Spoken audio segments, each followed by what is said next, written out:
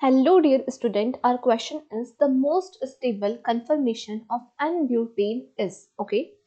So basically student अगर हम यहाँ देखें तो हमें n-butane का most stable conformation बताना है, ठीक है. So student, this is the structure of n-butane CH3 CH2 CH2 CH3 okay. So and butane में इसे हम कंसिडर करेंगे एज अ फ्रंट कार्बन, इसे कंसिडर करेंगे as a back carbon. Front carbon पर दो हाइड्रोजन और एक मिथाइल ग्रुप अटैच्ड है, तो ये रहा यहाँ मिथाइल ग्रुप और दो हाइड्रोजन. बैक कार्बन पर भी एक मिथाइल और दो हाइड्रोजन है, तो ये मिथाइल ग्रुप यहाँ रहा और ये रहे दो हाइड्रोजन.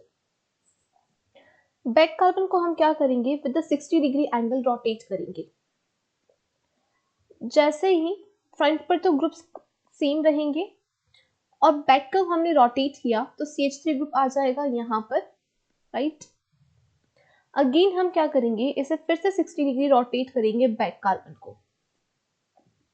तो CH3 हाइड्रोजन हाइड्रोजन, अब CH3 इस पोजीशन पर होगा, हाइड्रोजन यहाँ और एक हाइड्रोजन यहाँ. फिर से बैक कार्बन को हम 60 डिग्री रोटेट करेंगे, तो यहाँ पर CH3 हाइड्रोजन हाइड्रोजन. अब यहाँ पर CH3 जो है पहले वाले CH3 ग्रुप के जस्ट अपोजिट साइड आ चुका है at the 180 degree angle. Clear. यहाँ पर इस फॉर्म को हम कहते हैं एंटी फॉर्म, जब दोनों मिथाइल ग्रुप, जब दोनों सेम ग्रुप एक दूसरे के जस्ट अपोजिट साइड प्रेजेंट होते हैं. इसे हम कहेंगे पार्शियल एक्लिप्स फॉर्म. यहाँ पर बेसिकली फ्रंट बॉन्ड ने बैक बॉन्ड को एक्लिप्स किया हुआ है, और क्योंकि यहाँ पर डिफरेंट ग्रुप्स वाले बॉन्ड्स एक दूसरे को एक्लिप्स कर रहे हैं, इसलिए इसे हम कहेंगे पार्शियल एक्लिप्स.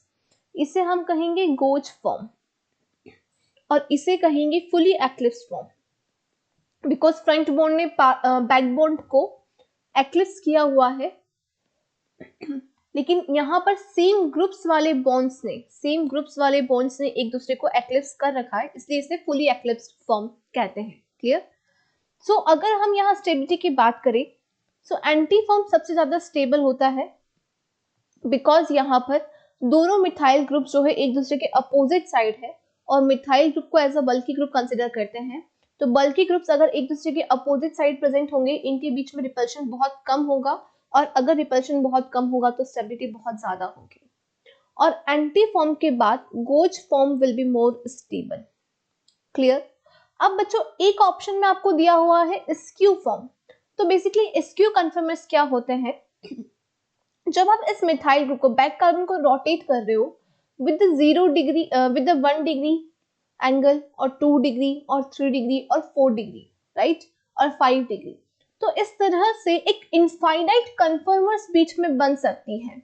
सो वो जो इनफाइनाइट कन्फर्मर्स बीच में बन सकते हैं, उन सभी कन्फर्मेशंस को हम कहेंगे स्क्यू कन्फर्मेशंस.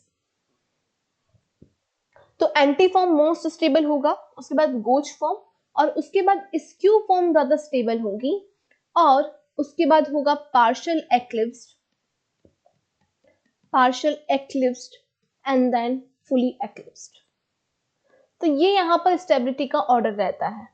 तो मोस्ट स्टेबल कंफर्मेशन पूछा गया था, तो anti is the most stable confirmation, so option D is the correct answer. Thank you.